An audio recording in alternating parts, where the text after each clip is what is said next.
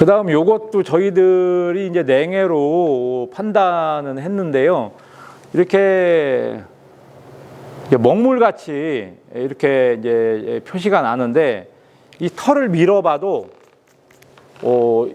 증상이 사라지지 않습니다. 그래서 얘를 이제 칼로 이제 껍질을 벗겨 보면 안에는 피해 증상이 보이지 않는 이런 현상이 나오는데, 하여튼 저희들도 얘를 냉해로 판단은 했는데 아직 정확히 냉해 때문에 그렇다 뭐 이렇게 판단은 못하고 그냥 크게 이상 기후에 의한 이상 현상이다, 이렇게 저희들이 보고 있습니다. 요새 뭐 계속 장마에 태풍에 뭐 이렇다 보니까 예전에 보지 못한 이런 현상들이 많이 나오고 있습니다. 그 다음에 이제 올해 고생들 많이 하셨죠? 흰가루병. 흰가루병은 이제 적과하면서 이제 솎아내는 방법밖에는 아직 없는 것 같고요.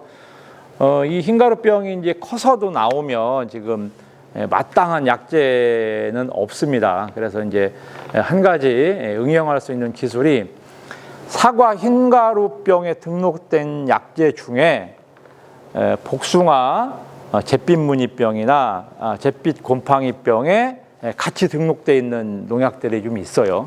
그런 것들을 좀 선발하셔가지고 좀 살포를 해주시면 될 것 같습니다. 자, 여러분들 왼쪽 거는 저희들이 볼 때 이제 여기 이제 꼭지 부분만 지금 열과가 생겼는데, 올해 비가 너무 많이 오지 않았습니까? 한 60일 장마가 됐는데, 그러다 보니까 위에 부분이 좀 약해져서 여기가 열과가 온 거로 생각이 되고요. 그다음 오른쪽은 9월 말에 지금 복숭아 꽃이 핀 상태입니다. 이렇게 이제 정상적인 꽃이라면은 이듬해 4월 중하순에 이제 개화가 되는 게 정상인데, 올해 이제 장마에 태풍에 이런 악기상이 출현하다 보니까 4월 달에 9월 달에 10월 달에 이렇게 꽃이 핍니다. 이 시기를 잘못 맞춘 꽃인데, 이렇게 9월이나 10월에 피는 이런 꽃이 피는 현상을 불시개화라고 합니다. 이건 왜 그러냐면 아까 말씀드린 것처럼 태풍이 많이 온다든지 연속해서 이제 강풍이 분다든지 또 이랬을 적에 나무가 강한 스트레스를 받거나 수세가 떨어지면 이렇게 가을에 꽃이 피는 현상이 나옵니다. 개나리도 그렇고요, 진달래도 그렇고 사과에서도 볼 수 있고요, 또 복숭아에서도 이런 현상을 볼 수 있습니다. 이 불시개화 현상이 나오는 것은요, 나무가 나 힘들어 죽겠습니다 이런 뜻입니다. 그래서 연면시비를 한다든지 어떤 다른 처치를 좀 해주셔야 될 것으로 생각이 됩니다. 그 다음에 요것은 이제 개화되기 전에 복숭아 가지를 좀 제가 꺾어서 물에 담가서 글루탐산 나트륨이라는 그 제제를 좀 뿌려본 겁니다. 여러분들 글루탐산 나트륨이 뭐냐면요, 미원이에요. 미원을 개화 시기에 좀 살포를 하면 개화가 좀 지연된다, 이런 좀 자료가 있습니다. 그래서 제가 실내에도 해봤고, 또 복숭아보다 먼저 개화되는 자두에다가도 이제 제가 일주일 간격으로 살포를 해봤는데요. 저는 원하는 그런 데이터는 얻지 못했습니다. 처리 한쪽이나 처리하지 않은 쪽이나 개화는 동시에 이루어졌고요. 실험실에서도 했을 때도 개화가 지연되는 그런 결과값은 얻지 못했습니다. 혹시 좀 실험을 좀 해보셔서 그런 우리가 원하는 결과값이 나오면 이 또한 역시 댓글로 남겨주시면 감사하겠습니다. 자, 이거는 작년에도 나왔고 올해 일부 나왔는데요.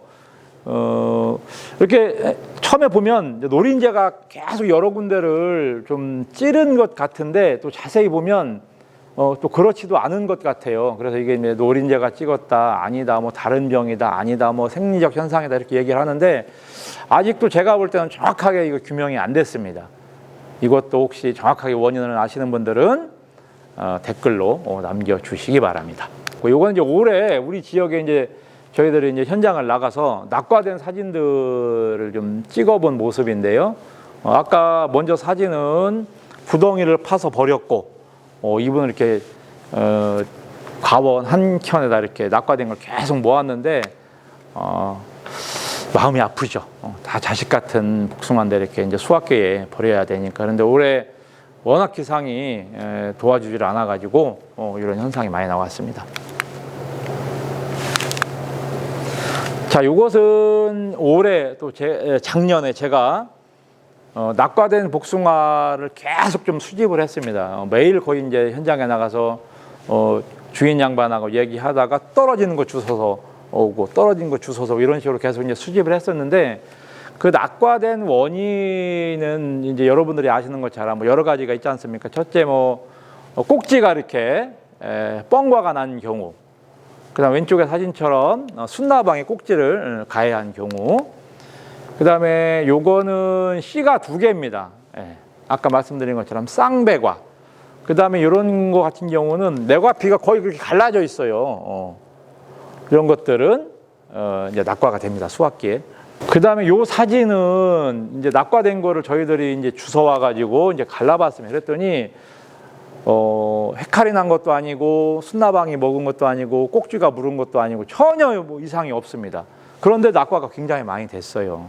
그래서 이런 것들 아까 위에 언급한 그런 내용이 아닌 낙과된 포장을 가보면 대부분이 물이 납니다.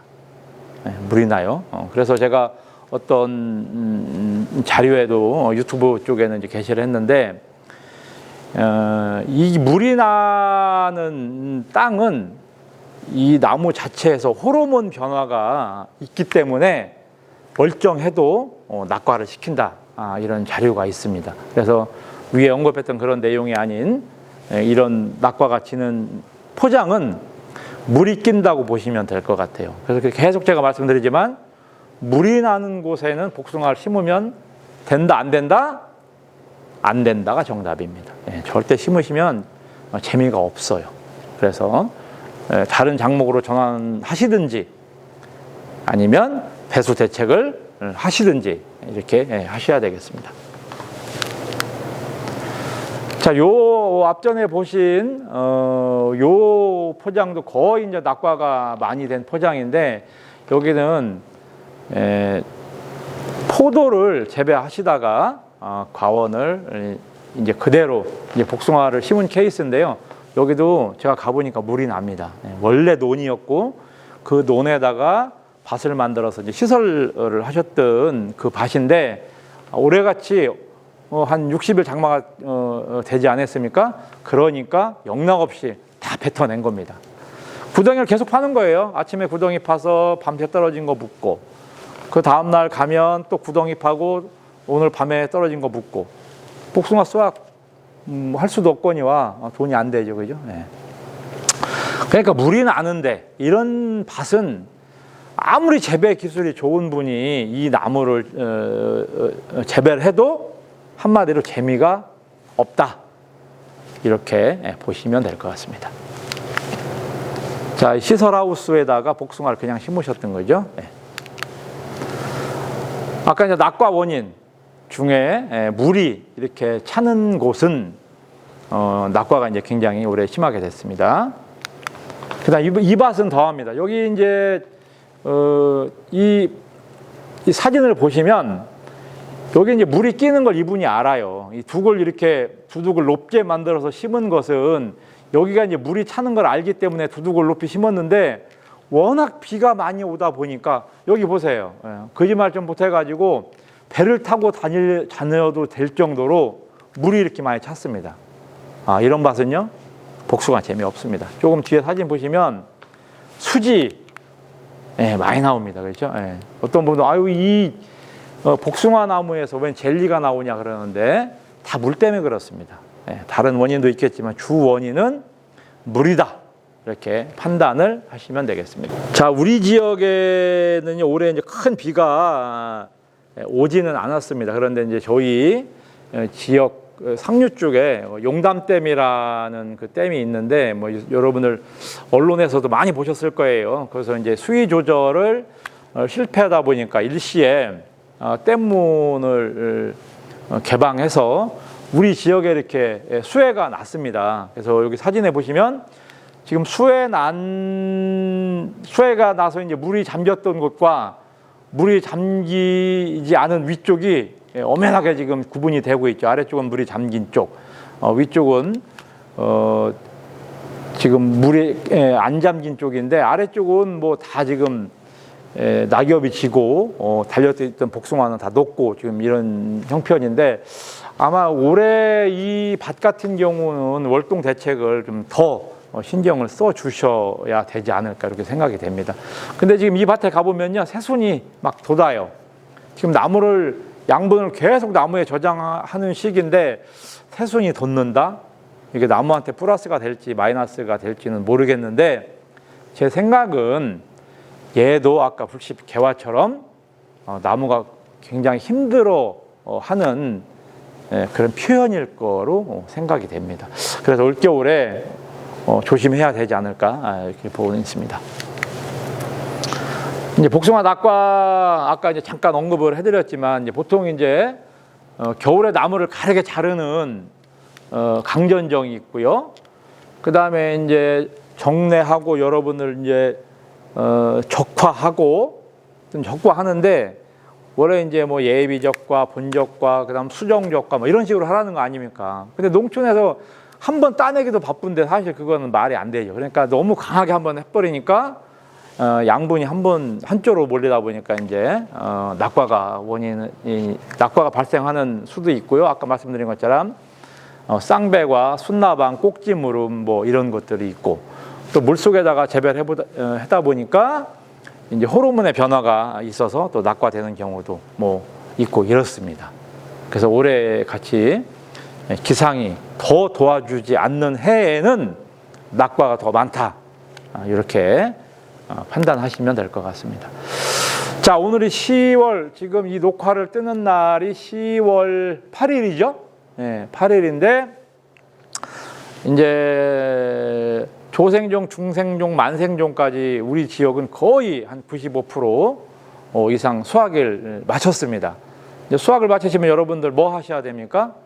예, 그 돈 이제 받아가지고 이제 막걸리도 한 잔 자시고 이렇게 하셔야 되는데 그럴 것이 아니고 여러분들이 수확한 복숭아의 과원에 가셔가지고 흙을 갖다가 토양 검정을 받으시는 시기입니다. 지금이. 그래서 토양 검정을 각 시군센터에 가시면 토양 검정을 무료로 해드려요. 뭐 질소가 많은지, 인산이 많은지, 가리가 많은지. 자, 우리가 그 흙을 찍어서 뭐 맛을 볼 수 없고 그 찍어서 양분 상태를 알 수 없듯이 우리가 그 정확한 양분을 알려면요 토양 검정을 하셔야 됩니다. 지금 바로 그 시기입니다. 가까운 농업기술센터에 가셔서 토양 검정을 반드시 받으시기 바랍니다.